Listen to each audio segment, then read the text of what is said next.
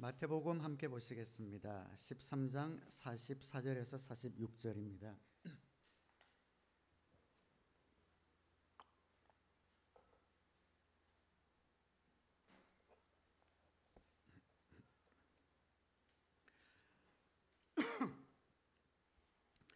마태복음 13장 44절에서 뒤에 49절까지는 하늘나라에 관한 세 가지 비유가 나오는데, 앞에 두 비유는 천국에 관한 비유고 마지막 세 번째는 심판 지옥에 관한 비유입니다. 그래서 오늘은 앞 두 비유만 봉독하고 말씀을 전하도록 하겠습니다. 하늘나라는 밭에 숨겨놓은 보물과 같다.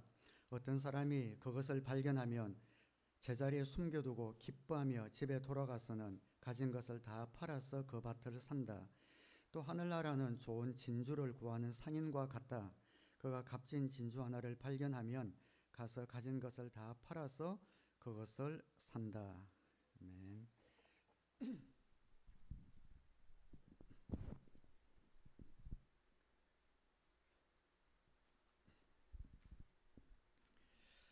어떤 분들은 신앙생활을 재미있고 신나게 하는 분들이 있고, 어떤 분들은 신앙생활을 짐처럼 여기며 하는 분들이 있습니다.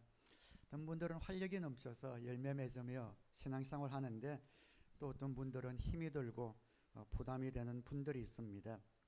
그래서 오늘은 이 두 비유를 통해서 예수 믿는 것이 어떻게 하면 재미있는가, 또 어떻게 하면 신나는가에 대해서 한번 말씀을 나누려고 합니다. 두 가지 비유를 읽었습니다. 첫 번째 비유는 밭에서 보화를 발견한 비유지요.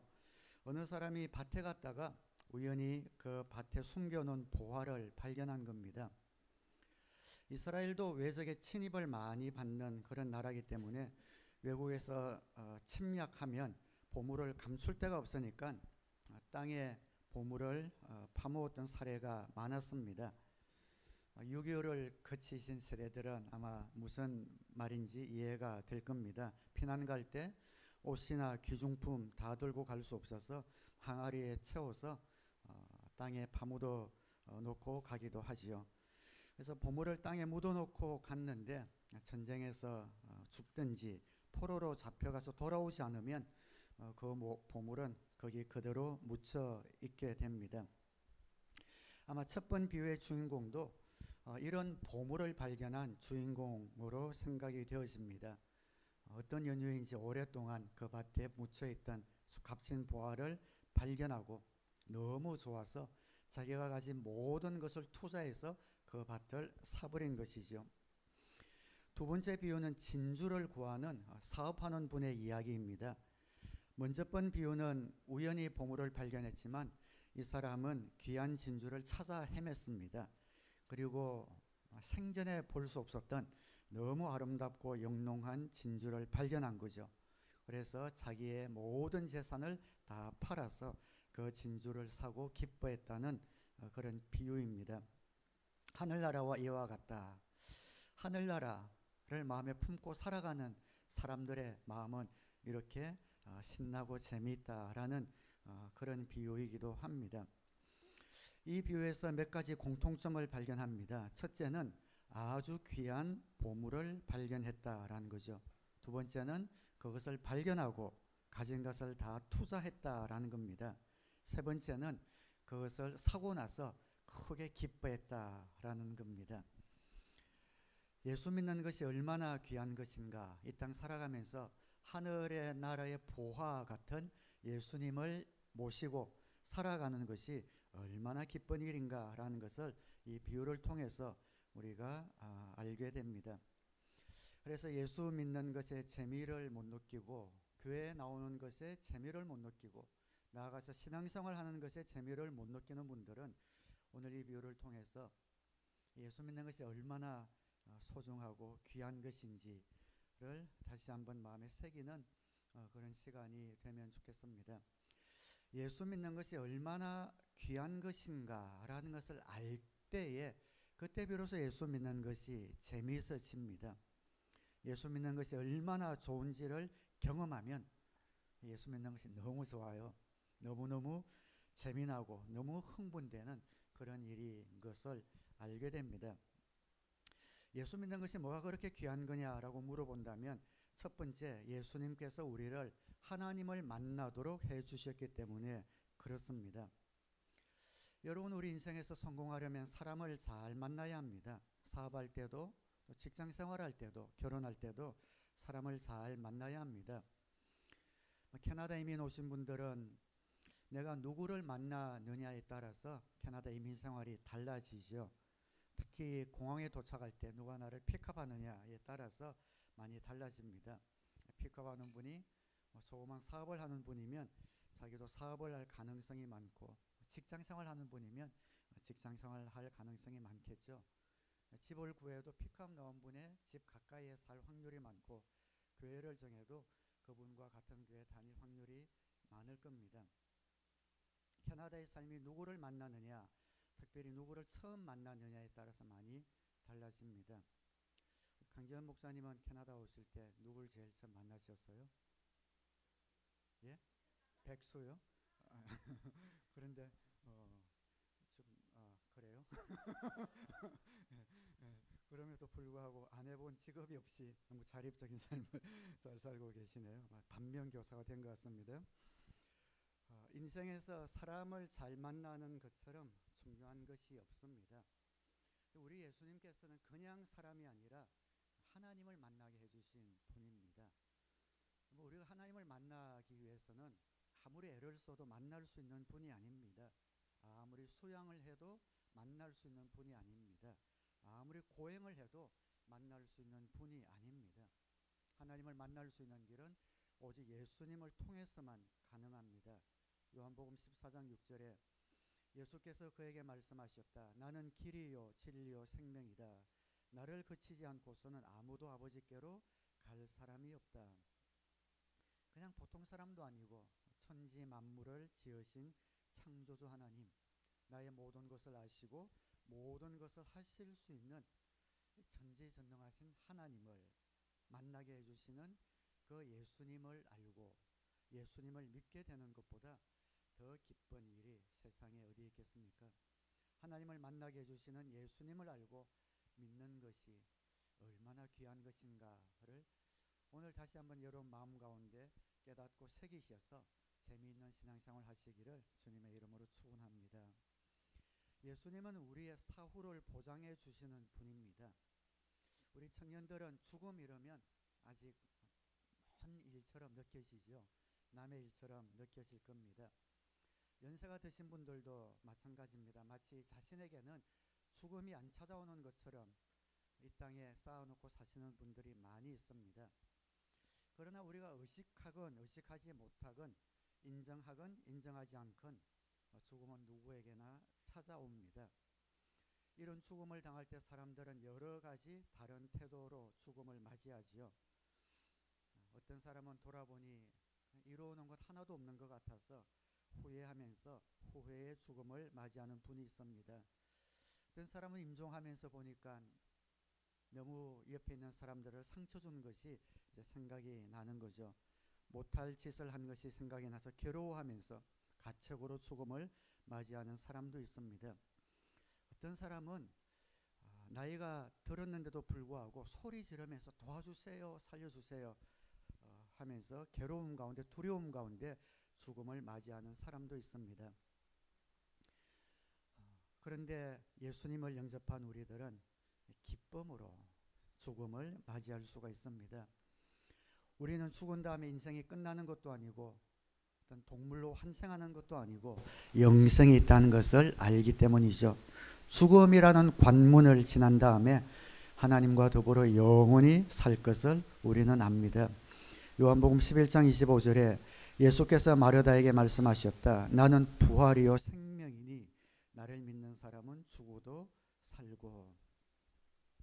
그래서 예수님은 우리에게 영생을 주실 수 있는 능력의 하나님의 아들이신 것을 증명하기 위해서 역사 가운데 오셨습니다. 그리고 돌아가셨고 부활하셨고 그 부활의 기록은 아직도 남아있고 많은 부활의 증인들이 있지요. 그래서 우리에게는 죽음이 인생의 끝이 아닙니다. 우리에게는 영원한 휴식이고 고향으로 돌아가는 겁니다. 완전한 자유이며 완전한 치유입니다. 예수님은 우리의 죽은 후의 삶도 보장해 주시는 분이십니다.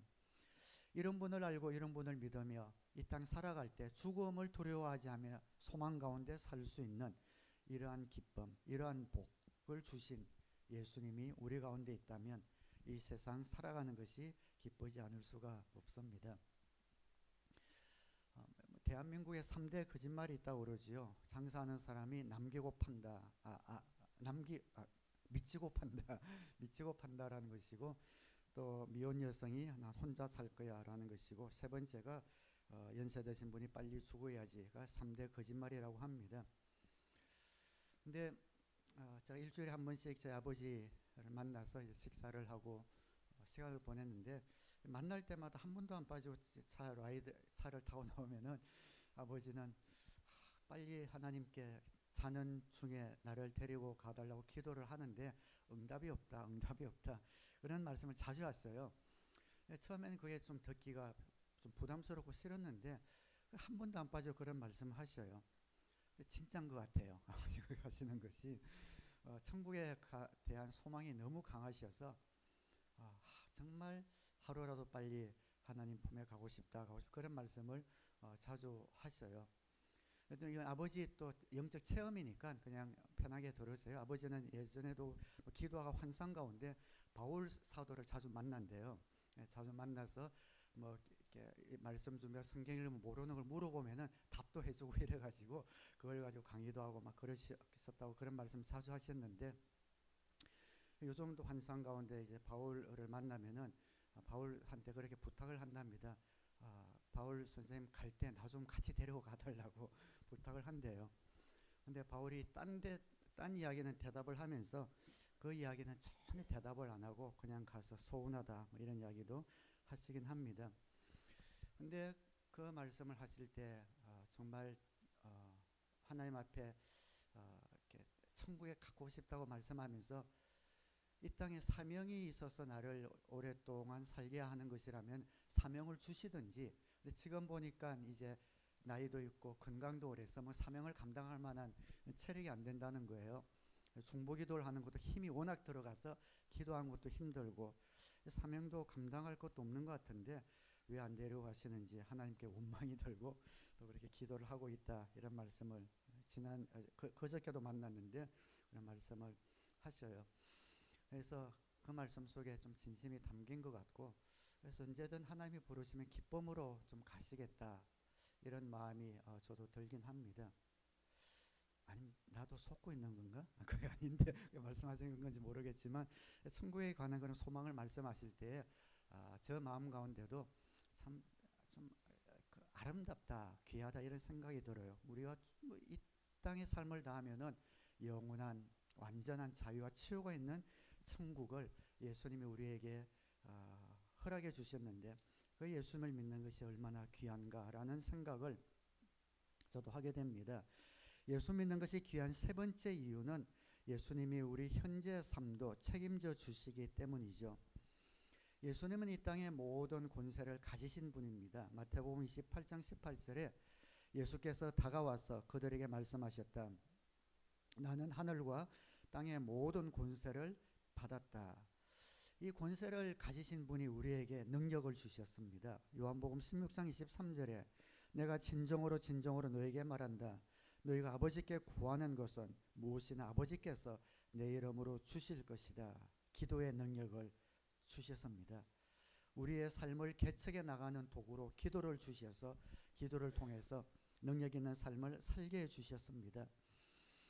그리고 우리가 우선순위를 바르게 잡고 살아가면 우리의 모든 삶을 책임져 주시겠다는 놀라운 약속까지 주셨죠. 마태복음 6장 33절에 너희는 먼저 하나님의 나라와 하나님의 의를 구하여라. 그리하면 이 모든 것을 너희에게 더하여 주실 것이다. 우리의 죽음 사후를 보장해 주실 뿐 아니라 우리 삶의 모든 것을 채워주실 것을 약속하시고 보장해 주신 예수님, 그 예수님을 믿고 사는 것이 얼마나 귀하겠습니까?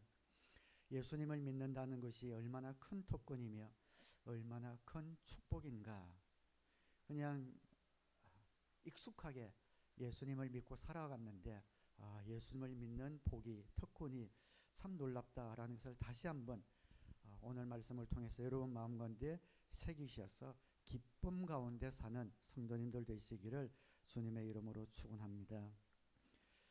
첫 번째 비유에 나오는 밭에 보물을 발견한 사람의 이야기가 나오죠. 근데 그 밭의 주인에 대해서 잠시 생각을 해보게 됩니다. 그 주인은 밭에 보물이 파묻혀 있다는 것을 몰랐죠. 그러다 보니까 평소에 그 밭을 개간하지 않고 그냥 놔두었던 그런 밭인 것 같습니다. 그래서 보물이 발견됐겠죠. 쓰지 않는 밭인 거죠. 그 주인에게는 그 밭이 아마 골치 덩어리였는지도 모르겠습니다. 쓰지도 않는 밭인데 해마다 토지세도 내야죠. 잡초가 자라면 잘라줘야죠. 별로 달갑지 않은 그런 땅이었을 겁니다. 그 안에 보물이 숨겨져 있는데도 그것을 모르니 저런 땅이 혹처럼 나한테 붙어가지고 팔리지도 않고 세금만 내고 풀 깎아주기도 귀찮아 죽겠네 하면서 불평했는지도 모릅니다.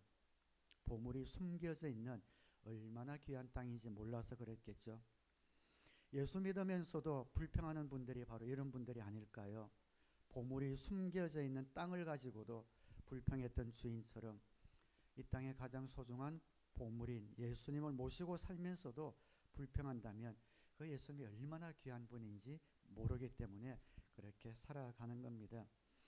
어떻게 하면 예수 믿는 것이 귀한 것을 깨달을 수 있겠습니까? 어떻게 하면 예수 믿는 기쁨을 맛볼 수 있습니까?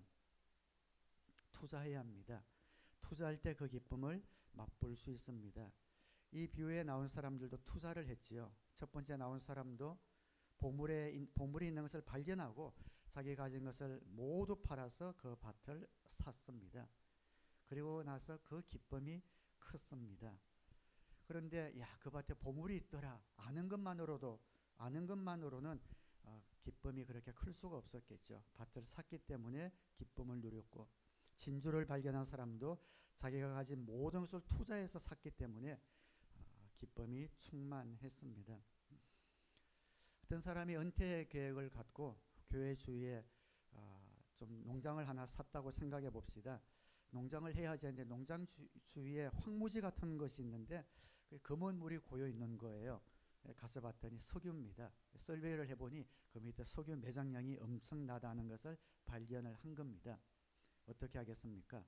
모든 것을 다 팔아서 그 농장을 사겠죠. 투자를 하겠죠.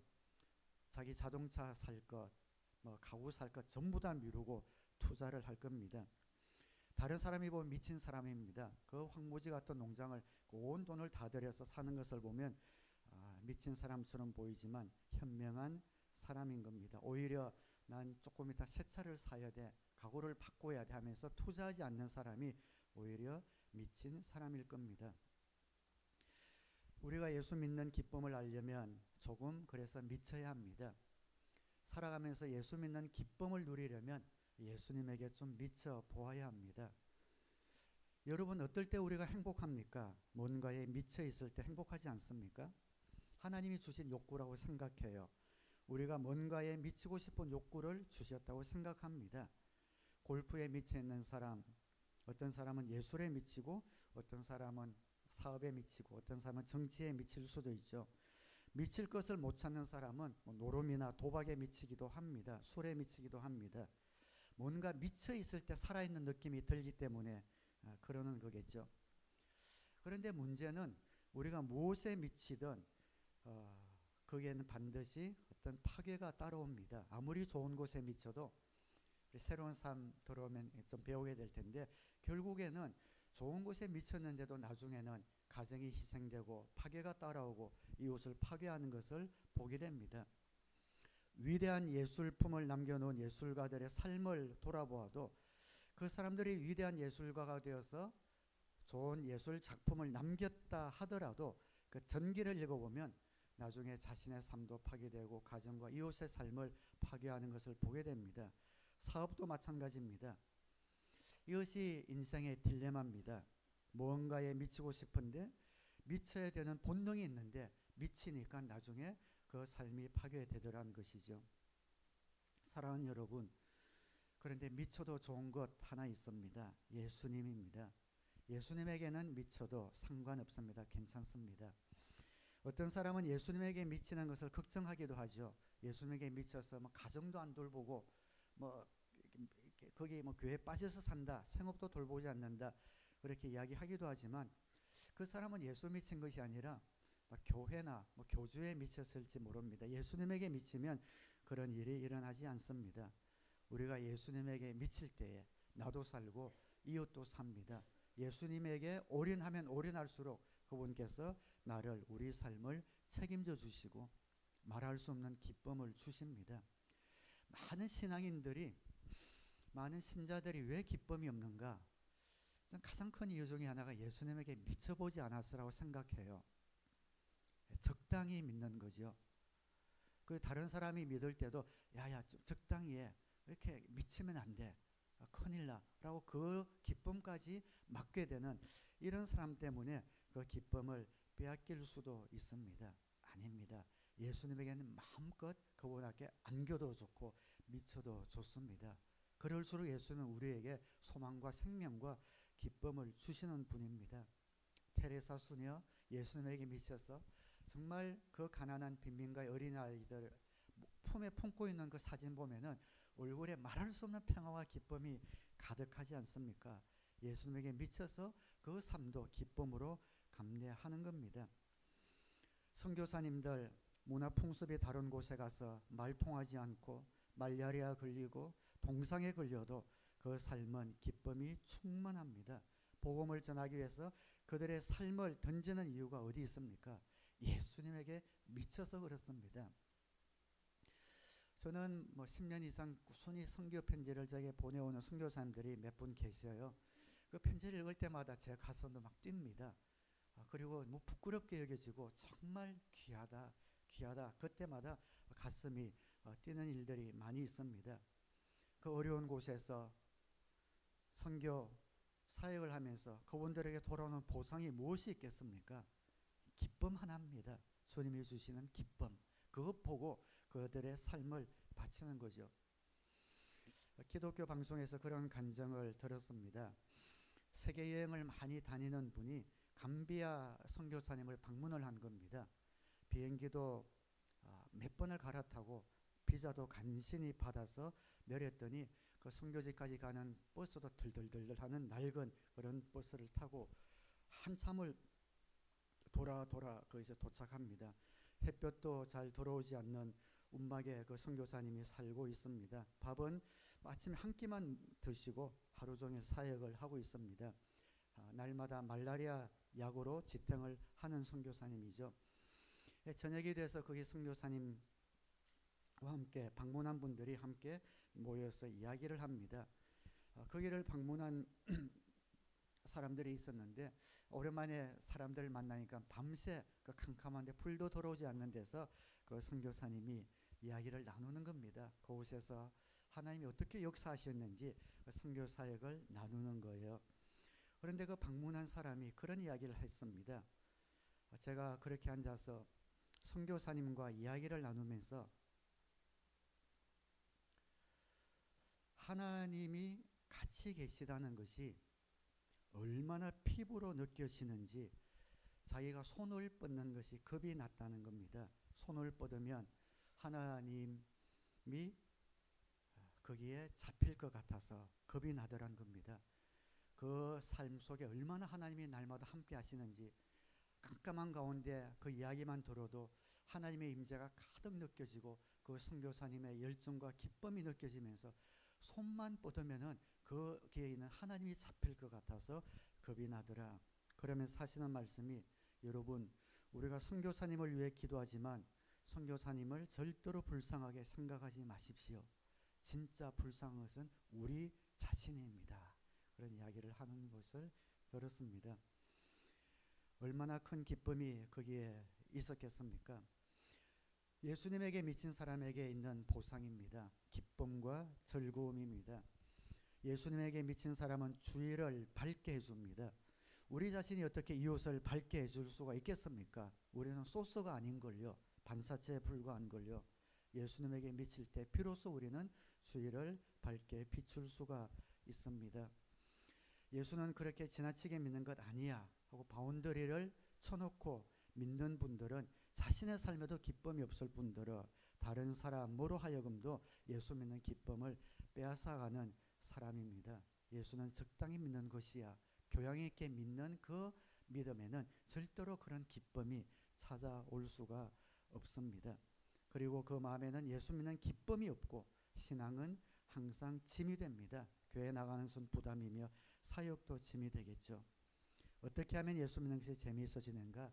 미쳐야 합니다. 그리고 투자해야 합니다. 투자할 때 예수 믿는 것이 귀한 줄 알게 되고 예수 믿는 것이 비로소 재미있어집니다. 무엇을 투자해야 될까요? 우리가 중요하다고 생각하는 귀중한 것을 투자하는 거죠. 여러분이 중요하게 생각하는 것이 무엇입니까? 이민생활에서 특별히 우리에게 가장 중요한 것은 시간과 돈이죠. 시간과 금전입니다. 그것을 투자할 때 예수 믿는 것이 기뻐집니다. 우리 한 달 넘었죠. 우리 예배 마치고 나면 밑에 테니스장에서 이주은 목사에게 테니스 레슨 받는 우리 청년들이 4명 있는데 너무 열심히 배우는 것 같아요. 땡볕에도 1시간 이상씩 아직 탈락하지 않고 배우는 거 보면은 시간과 열정을 투자하는 거잖아요. 재밌어요? 처음엔 재미없을 텐데 처음에 기초 배울 땐 그렇게 재미없을 텐데도 그래도 재미를 갖고 투자하면서 잘 배우고 있는 것 같아요. 토요일 오전에도 나와서 개인 레슨도 받는다면서요. 투자하는 만큼 성과가 있기를 바랍니다.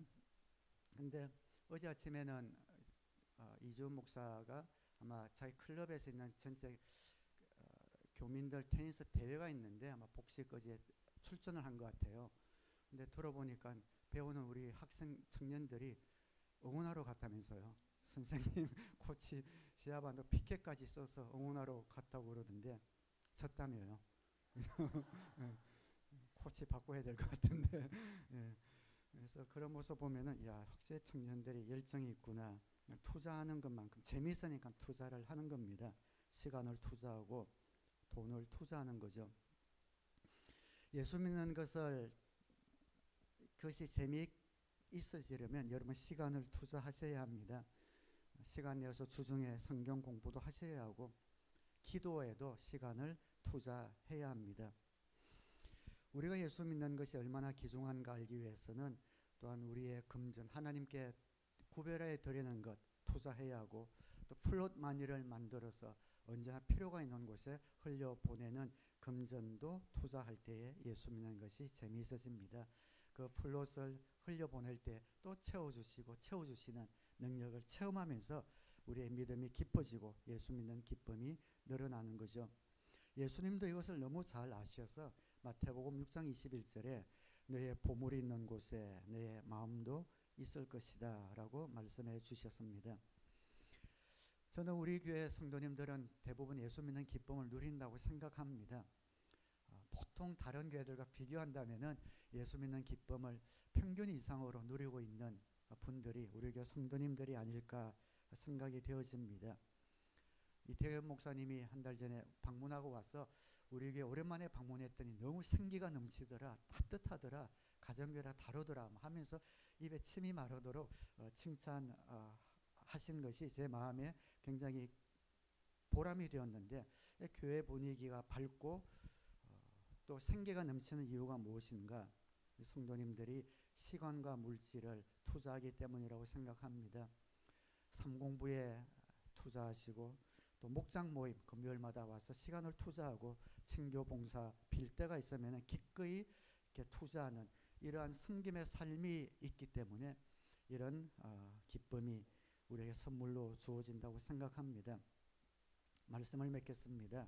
시간과 물질을 투자하는 것만큼 예수님이 우리에게 더 중요한 분이 되신다는 것 기억하시고 예수님이 우리에게 더 중요한 분이 될수록 예수 믿는 기쁨이 더 커지는 것 꼭 기억하셔서 예수 믿는 기쁨이 얼마나 큰지 날마다 성령님을 통해 조명받으시고 또 멈추어서서 생각하시고 묵상하셔서 그 기쁨이 흘러 넘쳐서 여러분 삶 가운데 날마다 기쁨과 웃음이 가득 넘치기를 우리 주님의 이름으로 축원합니다. 기도하겠습니다.